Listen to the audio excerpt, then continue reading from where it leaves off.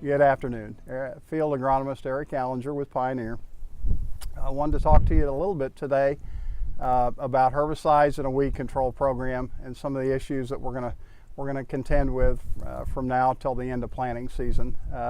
Here we are, almost the 1st of June, and we're having the opportunity to see now some of the early burn down misses that occurred. So for some of the guys that applied 2,4-D 2,4-D with glyphosate early, perhaps a little atrazine or Princep, we're seeing the results of the effects of some of that, where some of the water hemp did not die and has hung on by a thread of life and now is miraculously growing back stronger than ever.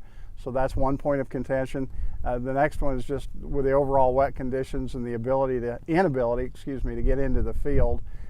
We have this mess that's growing, especially in no-till situations, that's going to have to be dealt with. So we would tell you now more than ever, it's vital that we get it right. It's absolutely important that we use layered residuals, and we have to do it, and we have to do it now because the clock is ticking and our backside time is going to grow critical for a couple of reasons.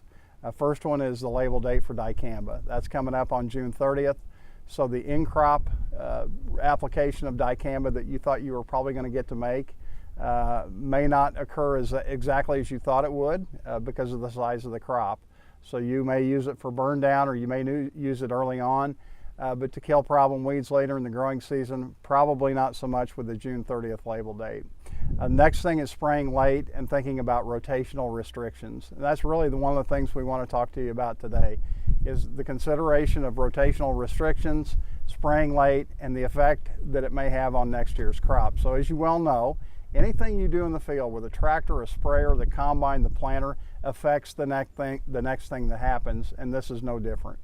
So for example, if you go out and spray fomeciphin, Flexstar, late into July, into the 15th, the 30th of July, guess what? In effect, you've just confined yourself to planting in mid to late May in 2020. So remembering that the rotational restriction on fomeciphin is 10 months to corn and 18 months to grain sorghum. So for you grain sorghum growers out there, we're going to give you a reference piece in the comments section to look at here, and we really want you to make reference and look at it, especially if you're a grain sorghum grower, because with a product like Flexstar that's 10 months to corn, it is 18 months to grain sorghum, and there are several other products like that. So grain sorghum is much more sensitive, and we need to be aware of that. So again, the rotational restriction part we mentioned, we want you to review that, look at that. But what it does mean is you can't continue the fight against weeds into late July and August without paying some sort of a penalty the following year if you use the wrong herbicide. So we want you to be mindful of that.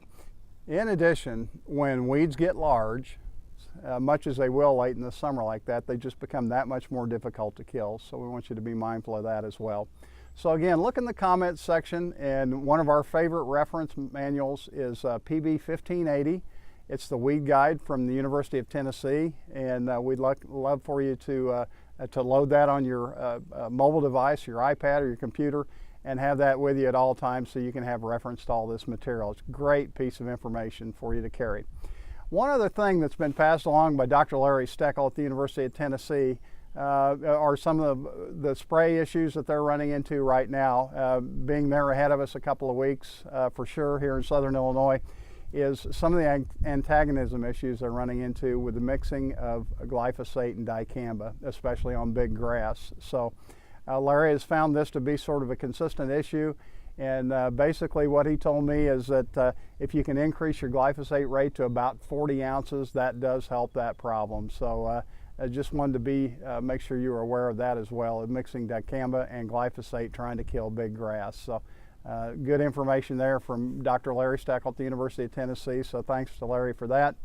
As always with herbicides, we encourage you gotta read and follow all label directions. And again, here from the Pioneer Agronomy team, we ask you to reach out to us, so get a hold of us at any time. We'd love to help you, and we sure appreciate you watching. That concludes this Pioneer GrowingPoint Agronomy video podcast. Visit our page on pioneer.com and follow us on Twitter and Facebook for more agronomy insights.